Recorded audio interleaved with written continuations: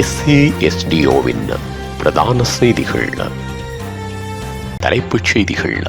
வெளிநாட்டிற்கு வேலை வாய்ப்பிற்காக செல்பவர்களுக்கு மகிழ்ச்சியான தகவல்.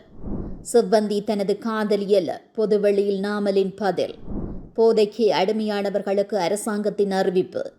ஈழத்தமிழர்களின் பூகோளவியல் பிரபலத்திற்கு காரணம் நாமல் வெளிப்படை. மோடியை சரமாரியாக புகழ்ந்து தள்ளிய ட்ரம்ப். தொடர்வன விரிவான செய்திகள். தாயகச் செய்திகள். அரசாங்கத்தின் புதிய திட்டத்தின்படி நரகன்பட்டியில் உள்ள இலங்கை வெளிநாட்டு வேலைவாய்ப்பு நிறுவனத்தில் மானிய விலையில் விமான டிக்கெட்டுகளை வழங்குவதற்கான ஒரு சாளரம் திறக்கப்பட்டுள்ளது. இலங்கை வெளிநாட்டு வேலைவாய்ப்பு நிறுவனத்தில் இந்த சாளரம் வெளியுறவு மற்றும் வெளிநாட்டு வேலைவாய்ப்பு துணை அமைச்சர் அருண் ஹேமச்சந்திரவின் தலைமையில் நேற்று திறந்து வைக்கப்பட்டது. இதன்படி வெளிநாட்டு வேலைவாய்ப்பிற்காக செல்லும் புலம்பெயர்ந்த தொழிலாளர்களுக்கு மானிய விலையில் விமான டிக்கெட்டுகளை வழங்க முடிவு செய்யப்பட்டுள்ளது. உலகின் எந்த நாட்டிலும் வெளிநாட்டு வேலைவாய்ப்பிற்காக செல்லும் அனைத்து தொழிலாளர்களும் சாதாரண சந்தை விலையை விட குறைந்த விலையில் விமான டிக்கெட்டுகளை இங்கு பெற்றுக்கொள்ள முடியும் என அறிவிக்கப்பட்டுள்ளது. கனிமுல்ல சஞ்சீவ கொலையுடன் தொடர்புடைய இசாரா செவ்வந்தியை தான் காதலிக்கவில்லை என்று ஸ்ரீலங்கா பொதுஜன பெரமுனவின் கட்சியின் தேசிய அமைப்பாளர் நாமல் ராஜபக்ஷ தெரிவித்துள்ளார். ஸ்ரீலங்கா பொதுஜன பெரமுன கட்சி தலைமையகத்தில் நடைபெற்ற கூட்டத்தின் பின்னால் ஊடகங்களுக்கு கருத்து தெரிவிக்கையிலேயே அவர் இவ்வாறு கூறினார். இதன்போது நீங்கள் செவ்வந்தியை காதலித்தீர்களா என ஊடகவியலாளர் ஒருவர் எழுப்பிய கேள்விக்கு பதிலளிக்கும் போதே அவர் மேற்கண்டவாறு கூறினார். பாதாள உலகில் தொடர்புடையவர்களை காவல்துறை விசாரிக்க வேண்டும்.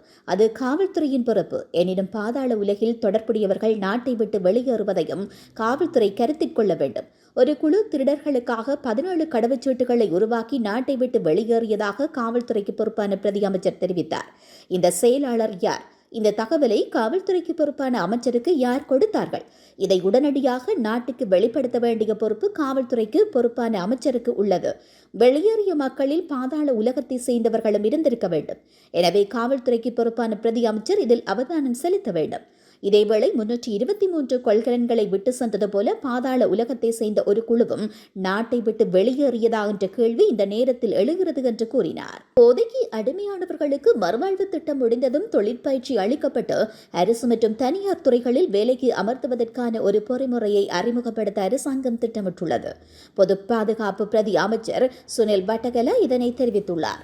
போதைக்கு அடிமையானவர்களுக்கான மறுவாழ்வு திட்டம் முடிந்ததும் அவர்கள் வீட்டிற்கு அனுப்பப்பட்டவுடன் மீண்டும் அவர்கள் போதைப் பொருளை உட்கொள்ளத் தொடங்குவது கண்டறியப்பட்டதாக அவர் கூறினார்.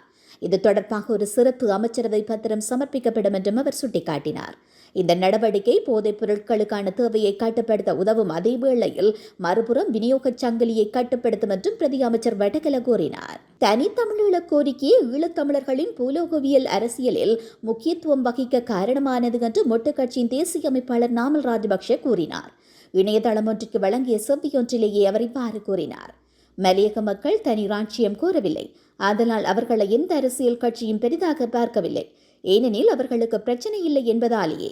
ஆனால் உலகத்தில் எந்த நாட்டிற்கு சென்றாலும் யாழ் தமிழர்கள் பற்றியே பேசுகின்றனர். மேலும் வடக்கு பிரச்சனையை அல்லது வடக்கு கிழக்கு பிரச்சனையை கேட்கின்றனர். ஆனால் தெற்கில் முஸ்லிம்கள் வாழ்கின்றனர். அவர்கள் தொடர்பில் பேசுவதில்லை. ஏனெனில் பூகோளவியல் அரசியலுக்கு அவை அவசியமில்லை. நுவரெலியாவில் வீடு கட்டப்பட்டதா, பாடசாலை இருக்கிறதா என்பது அவசியமில்லை. பூகோளவியல் அரசியலுக்கு தேவை வடக்கு கிழக்கிய நிலைமை. அது டயஸ்போராக்களை முன்கொண்டு உருவாக்கப்பட்ட கலாசாரத்தால் ஏற்பட்டதாகும். மதம் சார்ந்த அரசியலை எமக்கு உலகத்தில் ஒழிக்க முடியாது. ஆனால் ஆட்சியில் அவற்றை உள்ளடக்கக்கூடாது.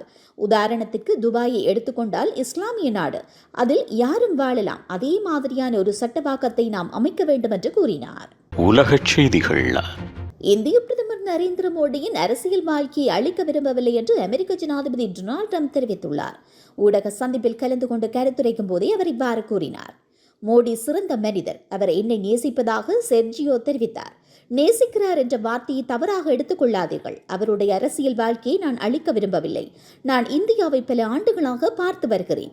அது ஒரு அற்புதமான நாடு. ஒவ்வொரு ஆண்டும் புதிய தலைவர்கள் வருவார்கள். சிலர் சில மாதங்களே இருப்பார்கள். ஆனால் எனது நண்பர் மோடி நீண்ட காலமாக பிரதமராக இருக்கிறார் என்று கூறினார்.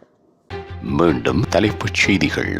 வெளிநாட்டிற்கு வேலை வாய்ப்பிற்காக செல்பவர்களுக்கு மகிழ்ச்சியான தகவல். செவ்வந்தி தனது காதலியல், பொதுவெளியில் நாமலின் பதில். போதைக்கு அடிமையானவர்களுக்கு அரசாங்கத்தின் அறிவிப்பு. ஈழத்தமிழர்களின் பூகோளவியல் பிரபலத்திற்கு காரணம் நாமல் வெளிப்படை. மோடியை சரமாரியாக புகழ்ந்து தள்ளிய ட்ரம்ப்.